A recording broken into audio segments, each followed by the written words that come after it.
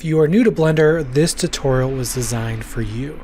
Together we're going to go step by step as you create your first 3D project.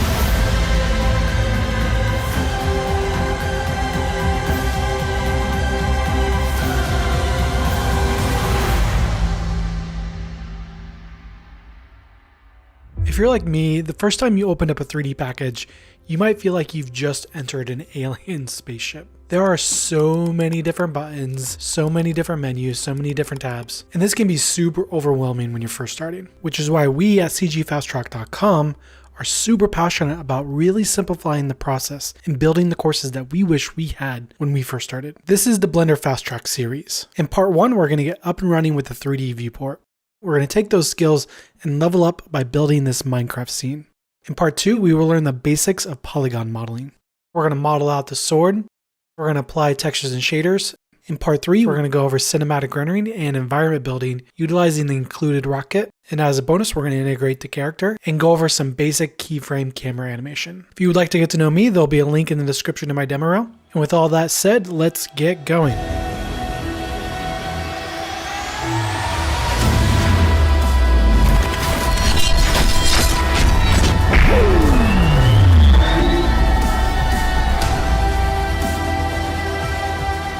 We're going to start working on building out our Minecraft scene here.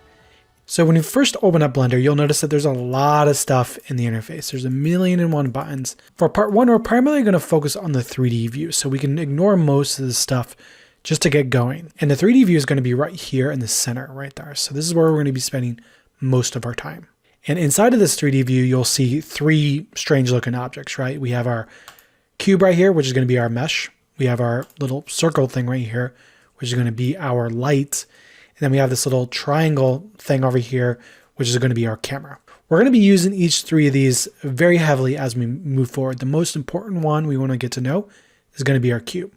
So if you notice as we move around and we click on these individual icons, these individual objects, you notice they get the little yellow highlight around them. So that's how you know that an object is selected. So why is selecting objects important? Whatever is highlighted is how we tell Blender what we're going to be working with at this point. And we can start working on these objects by working with our toolbar over here. So these 3 main buttons over here are the most important buttons that we want to get to know for part 1. The top one right here is going to be move.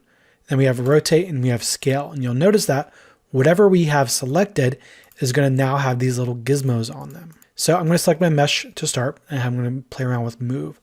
So with move, you'll notice that we have 3 different handles. And if we just click and drag on these, you notice that we can move our object around. Very, very basic. And if we just start going down right here with rotate, you notice that we have 3 more handles.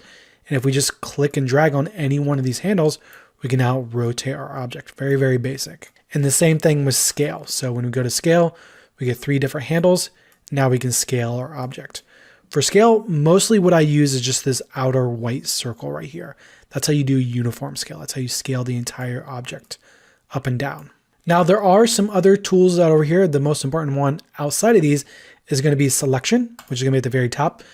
And this is just how we basically select our objects. But with that said, we have our move, rotate, and scale, and you can also just select while those are inactive as well. So for the most part, you'll see me in part 1 just using these 3 right here, and we'll touch up on some other ones as we go. Experiment with these, get to know these 3 very well, and then in the next chapter what we'll do is we'll start talking about navigating our 3D view. So navigation is how we move around our scene, just like this. And you'll be able to see my hotkeys with both my keyboard and my mouse right down here. And what you'll see down here is basically we have middle mouse, which is going to orbit around our scene. So you can think of this as orbiting or rotating. And then we have middle mouse scroll up and down. So we zoom in and out, middle mouse scroll up and down. And then we have shift middle mouse button, which is going to pan around. So you think of panning as moving, middle mouse scrolling as zooming in and out. And then we have middle mouse alone just to orbit. Now, if you ever get lost something like this, you kind of flipped around, maybe upside down. If you just go up to your view menu up here, and then you go to view and then just go to frame all, it'll basically just reset the entire scene. So that's just view, frame all. There's a lot of other really good stuff in this view menu that we'll get to in a bit. And if you don't have a 3-mouse button, what we can do is we can set up our preferences. So if you're on a laptop, what you can do is just go to edit, preferences, and then you'll go down to inputs over here.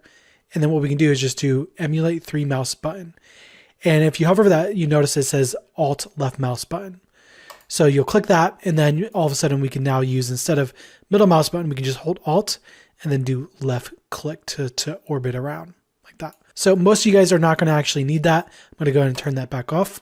So these 3 tools right here are going to take a lot of practice. This entire part 1 and part 2 of Blender Fast Track is basically going to be a toolbar and navigation exercise. That's all we're going to be doing, is practicing how to move things around and how to get comfortable moving around our 3D scene right here. You're going to feel like you're stumbling around. You're going to feel like you're having a difficult time maybe, but just like riding a bicycle, you will get better over time. It takes a lot of practice to get good at this part. All right, and then in the next chapter, what we'll do is we'll start building out the first pillar to our Minecraft scene. This is our goal right now. We want to start building out the initial pillar to our scene. And the first thing we're going to learn how to do is how to duplicate our cube around. At this point, we've been working pretty messy, so we want to reset our scene. So we have 2 tools whenever we get stuck in Blender to reset or undo. First one is just going to be edit undo.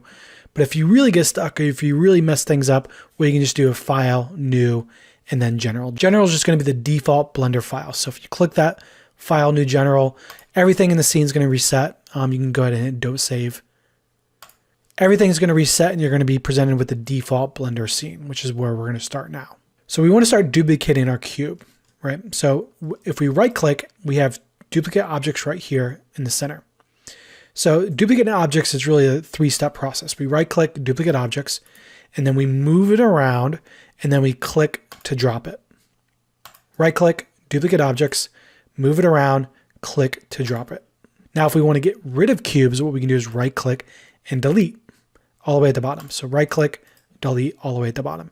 And the problem with this is that, if we move this around with our move tool manually, you'll see that, okay, it's going to be really, really tedious setting up this Minecraft scene, having to manually place all this stuff right next to each other, right? So what we want to do here, I'm going to go ahead and delete that, is use our snapping tool. So while our cube is selected and while our move tool is selected, we want to come up here to our snap tool, right up here. So after you click your snap tool, it's going to highlight blue. Blue means it's going to be active. And now if we move things around, you'll see, okay, now it's going to be snapping around. It's going to be snapping, which is going to make it a lot easier for us to line these things up. If I right click here, duplicate objects, move this up, you notice now we can line this stuff up pretty easily at this point. Now, another tool that we want to do here to line this up is, if we move this around at an angle like this, this kind of stuff's going to happen, where we right click, duplicate objects, and it's going to be really hard to kind of make this stuff go where it wants to go, right? So what we want to do here, I'm going to go ahead and delete object. What we want to do here is look at this from a profile view. We only want to be looking at this from one angle at a time. This is 3 different angles. This is 2 different angles. This is 1 different angle, right? So we want to select that from 1 different angle, right click, and then duplicate objects, and then move that up. And we'll just go ahead and do that over and over and over.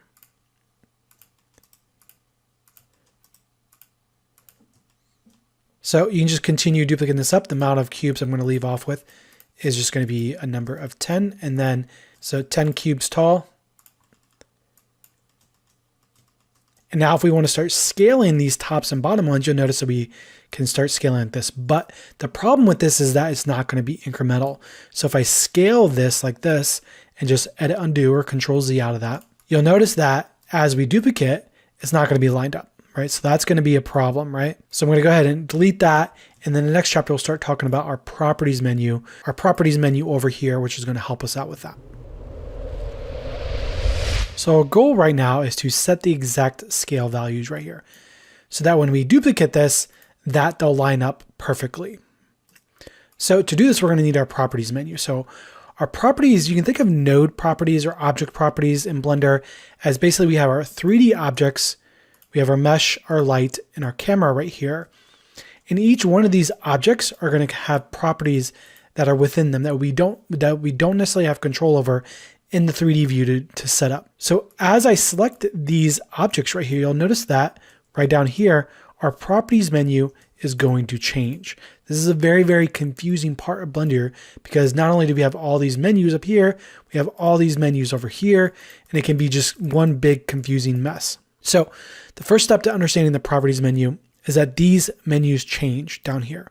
Anything that's up here is going to stay static, right? So everything at the top right here, these settings, all these menus right here, they're the way to modify the actual Blender scene file or the world of Blender.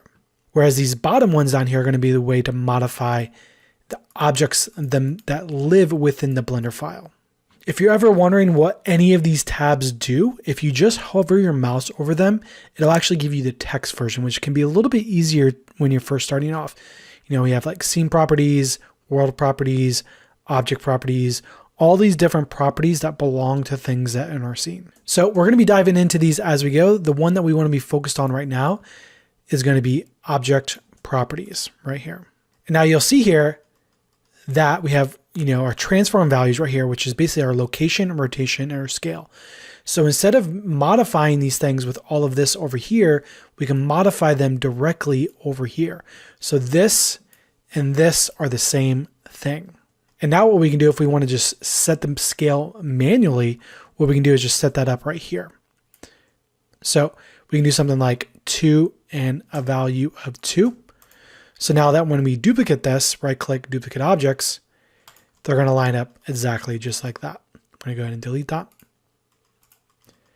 Now we can do the same thing with the one below it, right? So we'll select that, go to our object properties, we'll do 1.5.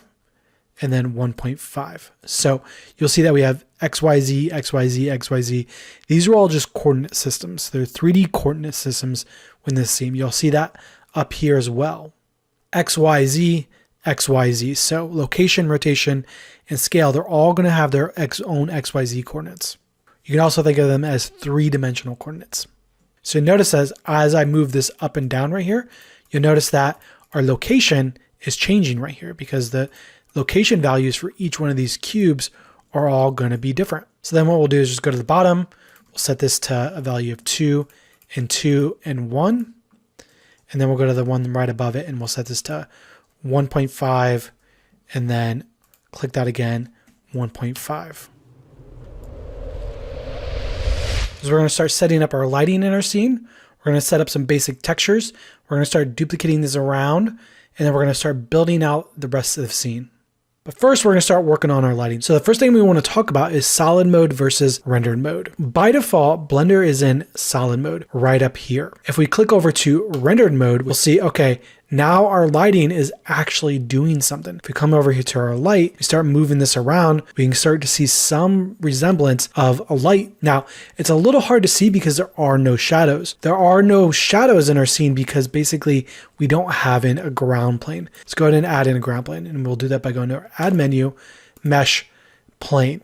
We'll be spending a lot of time in this add menu up here. Basically, this is how we get new objects into our scene that are not just the default camera, the default cube, the default light. And we'll be touching upon this as we go, but we'll just do add mesh and we'll add a plane in. You see, okay, it's highlighted down here, but now what we do is scale this up. So we'll go over to our scale tool and we're going to scale this up. And now we'll start to see, okay, now we actually start to see that there's some shadows going on. Now, this backside over here looks really flat right here. The very first thing I do when I enter render mode is I come into my render settings over here and I turn on ambient occlusion. So what is ambient occlusion? Ambient occlusion is just a fancy word for contact shadows. So you can see right here in the cavity areas, we're getting a more realistic result. And what we can do here is if we go up on the distance, say a value of 2 and then a factor of 2. So that's going to be spreading it out and applying more of that on there, which now if we toggle this on and off, you'll see is looking much more realistic. HDRIs are going to basically help us get out of this grayscale world and then into this more colorful, more believable type of an environment. So what an HDRI is, I pulled up this website, hdrihaven.com. And what an HDRI is a texture or an image that we bring into our scene that we then use to light our entire environment. And you can see here, these are a bunch of spheres that are rendered with this HDRI in them. So you can see we're getting these believable reflections, this believable lighting. That's all because we're using this texture as our environment. So Blender comes with some HDRIs shipped already. And to start using this, what we're gonna do is come up here to this little dialog box and we're gonna turn off Scene World right here. And just by doing that, it automatically enables HDRIs into our scene. It's a little hard to see, but if we click on this one right here, we can start going through all of them right here. And what you can do is just start picking and choosing and playing around with this. And you can see here that we have a bunch of different HDRIs to play with. It's a little hard to see, but if we do this world opacity, if we bring this all the way up to a value of 1, it's basically going to allow us to see the HDRI within our scene. So I'm going to choose the HDRI that's going to be all the way to the right, which is going to be this sunset HDRI. I'm going to leave the rest of these values, default values. Now what we want to do is get our physical light that we have in our Blender scene to match our HDRI light. And our HDRI light is going to be a sun. So what we want to do is go down to our light properties down here. So there's going to be another properties menu. So you have to have your light selected and then come all the way down here. We're going to be touching up on a lot of these properties as we go. The most important one that we want to touch upon is right up here. So by default, our light is set up to be a point light, which means the light itself is emitting rays from basically 360 degrees. What we want to do is switch this over to sun. There's a couple different ones. You can feel free to play around with these. One that we're going to use right now is just sun. Now, it's going to be way too bright out of the box. So what we're going to do is set the strength down to 2 and then our angle down to 2 as well. So angle basically is going to be how soft the shadows are. If we make this the value of like 10, for example, then you can see, okay, we have really soft shadows. A value of 2 is going to be totally fine for us. And then what we want to do is we want to rotate this light to match our HDRI. And you can see here, whatever the brightest side is, so our light's going to be over here. So what we want to do now is rotate this. So I'll go to my rotate tool over here and I'll rotate this like this. Get that looking good. Great. And then in the next chapter, we'll start applying our Minecraft textures to our objects. So in order to take our scene from here to here, we need to get to know materials and textures. So what are materials and textures? Materials are going to be properties of our object, and they're going to be properties that contain whether or not it's going to look like a chrome ball, whether or not it's going to look like a piece of glass, whether or not it's going to look like just a flat shader, whether or not it's going to look like plastic, all of that. And a texture is an image that goes into a material. So material and a texture, they're technically two different things, and that can be a little bit confusing. We take our textures from our hard drive and assign it to our material. All of these textures are going to be included. You can find them in download in the description. Go ahead, feel free to pause the video and download those and come back. First thing I'm going to do is just get rid of our ground plane. We don't need that anymore. We're going to build out our ground plane with our Minecraft cubes. So right click on that, delete. And then if we select our bottom cube here, we'll see that, okay, we have our material properties down here, all the way at the bottom. It's going to look like a little checkerboard shader. This already has a material in it, but some objects, when you make them, they don't actually come with material. If you're using the default cube that comes with Blender, you'll have a material, but yours might look like something like this. It might just look completely empty. If yours does look empty, what you need to do is click this new button up here. And what that's going to do is apply a new material to this object. And you'll notice that as I click on these, you notice, okay, this one has a material, this one doesn't. That's because I just got rid of that. So I'll just go to hit new. We're going to be getting to know a lot of these properties as we go, specularity, metallic, all these things. The one that we want to get to know now the most is going to be base color. And base color basically allows us to change the color of our material. Very, very simple. So we don't want to actually change the color. What we need to do is apply a texture to the base color. And we do that by using this little yellow dot that's next to the base color. So we click that yellow dot, and then what we do is go over to image texture. It'll be in the second column, the fifth one down. And once you click that, well, you'll notice that you now get an image texture node that goes into the base color slot. And what that's going to allow us to do is now use this open button right here. That's going to allow us to bring in a texture. So I'm going to go ahead and do that. Hit open. You'll need to navigate to wherever you downloaded your files. So I got mine right here, and then I'm going to choose white.jpg. It's going to be the very last one. I'm going to hit open, and there we go. Now we have our first texture assigned to our Minecraft scene. So you'll notice that the texture is going to be blurry. What we need to do to fix that, change this option right here over to closest. Now, what does that do? Basically, that's texture interpolation. Because our textures are going to be super small, they need to be stretched up really big, which is essentially making them blurry. And changing this interpolation to closest right here, it's allowing it to be sharper. That's a little complicated. We're going to move on from there. Now, whenever you do this, you might have all of these textures assigned already.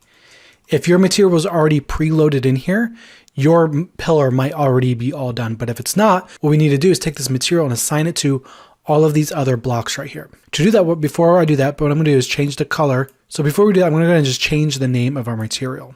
So I'm going to highlight this and just change this to white. And now what we can do is go over to another object right here, and we'll just select this, and then we'll go to our material assignment dialog box down here. We'll click that, and then we'll choose white. And now we've just assigned that material to that cube. And now we just need to apply that to the rest of them. So I'm going to go ahead and do that. I'm going to select this, go material white. And again, there's more efficient ways to do these material assignments.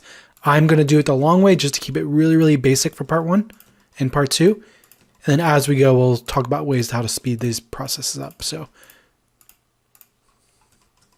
now our pillar's done. Now we need to create our ground. So I'm going to go ahead and duplicate 2 objects and make one brown and make one green. So I'm going to go ahead, select this, and then right click and then duplicate object. Move that down. Again, I got my snap on still. Right click, duplicate objects, move that down. And there we go. Now we have 2. Now what we need is we need to change the texture for these 2 at the bottom. So I'm going to select this one right here. I'm going to go over here and I'm going to click this little new material button right here. And when you click this new material button, you'll notice that, okay, our name changes here. That's because we just copied that material. So I'm going to select this, I'm going to change it to green. And then what I'm going to do here is go to my dialog box again. And my dialog box is going to be down here. So it's going to look like a little folder right there. And then what we do is we just click that, and we just click that right there. And then we can just choose a different texture. I'm just going to go ahead and choose green.jpg. So again, that one right there. And then what we do is we just rinse and repeat this process for the next one. So I'll go ahead and select this one down here. I'll go ahead and duplicate the material right here. I'll choose brown for the name, and then I'll go ahead and choose my dialog right here, and then go to brown.jpg. There we go. And we're all set to start duplicating our cubes around, and we're going to do that next. Duplicating these pillars around our scene is going to be a very tedious process. So something we want to get to know before is going to be multi-selection. So to look at the problem here, if we simply, do this one by one by one, and we duplicate these around our scene like this, it is going to take forever, right? So we want to get to know multi-selection. We have a couple different ways to do multi-selection. The very first one is going to be box selection. So up here in the top left, we have our selection tool. So if we click that, you notice we're on box. If it's not this little square icon right here, what you want to do is click and hold and go to select box right there. It should be on by default. You should be good. There's other ones as well. Select circle, select lasso. We're going to stick with select box for now. If we simply click and drag like this across our scene, we can now do multi-selection. So multi-selection is how we tell Blender to do an action on multiple objects. For example, if I click and drag on this pillar right here and then go to my move tool, we can now move all of this around at once. So that's multi-selection. For the most part, we can apply a selection without even using the actual selection tool itself. We can still select things while we have our move, rotate, and scale on. So I'm going to be focusing on just simply using my move tool right here, and then we can select things as well. As long as we have select box up here activated, we can still do our click and drag selection. The next way to do multi-selection is going to be shift selection. So shift selection is clicking, and then while you click, you hold your shift button. And you'll see this down here. Right down here, you'll see my mouse hotkeys here. As I do shift select, we will select multiple objects like this. And then we can start manipulating them after the fact, just like that. And then the last way to do multi-selection that we're going to do in this one is going to be doing select linked. So what we do here is we click any of our boxes. I'm going to click the white one. I'm going to go to my selection menu up here. And we haven't been in this one at all, but there's a lot of really, really good stuff in here that we'll get to know. We're going to go down to select a linked and then do material. So select a link will be the second one at the bottom, and then material will be the second one to the top. And we're going to do this while we have our white cube selected. And as soon as we do that, you can see, okay, boom, there we have. It's going to automatically find those cubes within our scene, so we don't have to actually do that manually. So select all the way at the bottom, select linked, and then select material. Now we can go into our profile view here, right click, and then duplicate objects. And then right click, duplicate objects again. So I'm going to do this 6 different times for the side. And now you can see, okay, this is a lot easier to work with. And again, you might need to adjust things as we go. I'm going to go ahead and continue doing this. And there we go. Now we have our first 6 pillars ready to go.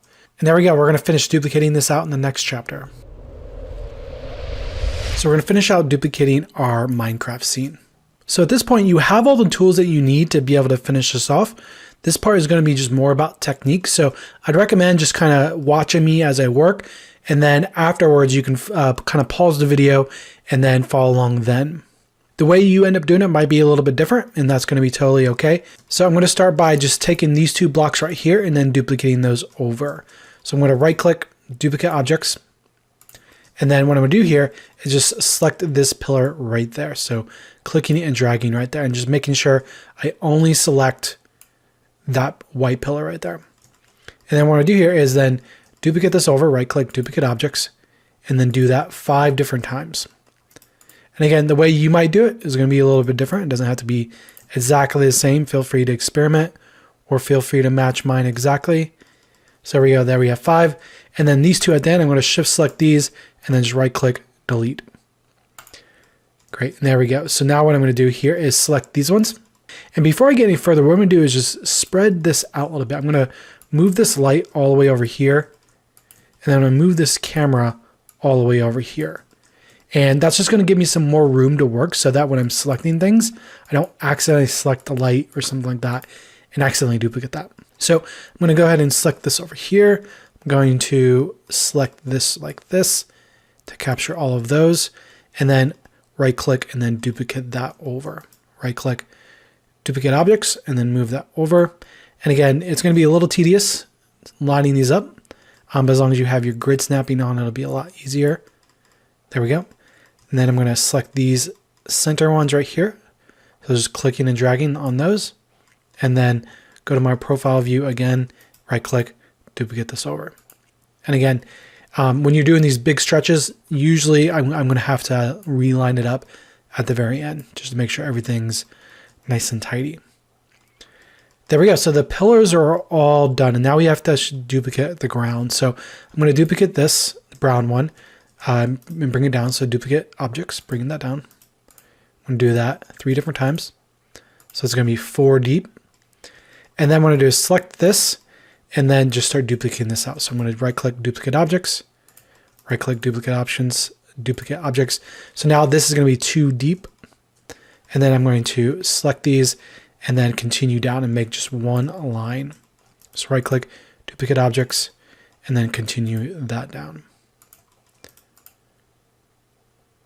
And then just making sure everything's lined up. And then just select this last one, right click, duplicate objects. There we go. So now what we can do is select this like that and just make sure we have all the right ones selected. And then we'll just go ahead and duplicate that. So if you're more of an experienced user and you're watching this, you might be wondering, why are we not using the array modifiers? And for you new Blender artists out there, the array modifier is a faster way to do this duplication. The purpose of this is not to be efficient. The purpose is to get practice in the viewport there. Again, a lot of things that we're doing right now is not necessarily the most efficient way, but it's the easiest way to get going. And then as we go, we'll slowly level up our skills by adding more efficient ways to work. I'm going to continue duplicating this over and then just make this too deep. There we go. So that's all looking good. And then what we can do is cut some off the edges here. So I'll just select this, right click, delete, and I'll do a couple of them. Right click, delete, and I'll just kind of break it up, make it feel a little bit more Minecraft-y. Again, this is all going to be artistic decision at this point. The way you do it doesn't have to be the same. You can feel free to experiment. And all of that. I'm going to wrap this up after this last corner right here. And then in the next chapter, we're going to have a little bonus chapter, and then we're going to tear this down with some rigid body simulations.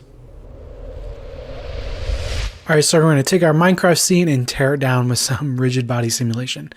So to do this simulation, what we're going to need to do is get to know active and passive rigid bodies. So what are all these things? Rigid bodies is just a fancy word for saying simulations, right? And then active is going to be simulations that are going to be moving, and then passive is going to be simulations that are not moving. So a lot of fancy words, but very simple to do. So the first thing that we need to do is set up our pillars to be active rigid bodies. So we'll select a pillar, we'll go up to select linked, and then we'll do material. So same thing that we did before, select linked, and then material. And then what we need to do is after we click that is go to our rigid bodies menu. And we're going to find that up here in object. While all these are highlighted, we're going to do object. We're going to do rigid body down here. So object menu, rigid body, and we're going to do add active. So this menu, we haven't talked about this at all yet, but we will be getting into this more and more. The right-click menu that we've been accessing gives us a lot of these properties because whenever we right-click on an object in the viewport, it's going to give us some shortcuts to things that are in the menus up here. And long story short, we've been using this menu with the right-click. We'll do rigid body, add active. And then what we need to do is select our green down here. And then we'll do select linked, and then we'll do select by material, which will then select all of the green objects in our scene. Then we'll do the same thing, object, rigid body, and then we'll do add passive. So instead of doing add active, which is going to be to move, we're going to do add passive, which is to not move. So we'll go ahead and click that. So we still don't see any simulations, right? That means we got to click this little play button down here. And before we do that, if you're on a slower computer, what we're going to want to do is switch over to solid mode. We're currently in rendered mode, and this can get heavy even just by itself, but doing animation with this is not necessarily ideal. So I'll go ahead and click on solid mode up here, and we'll just go ahead and hit play. And again, yours might be a little bit slower because you might be on a slower computer, but you can now see things are moving. And as we play down here by hitting this play button, we'll see this time slider moving. This is our time slider moving through time essentially, and this is our timeline. If you worked with a timeline like a video editor, it's very, very similar. But if you haven't, long story short, we have frame 0 over here, and then we have frame 250 over there.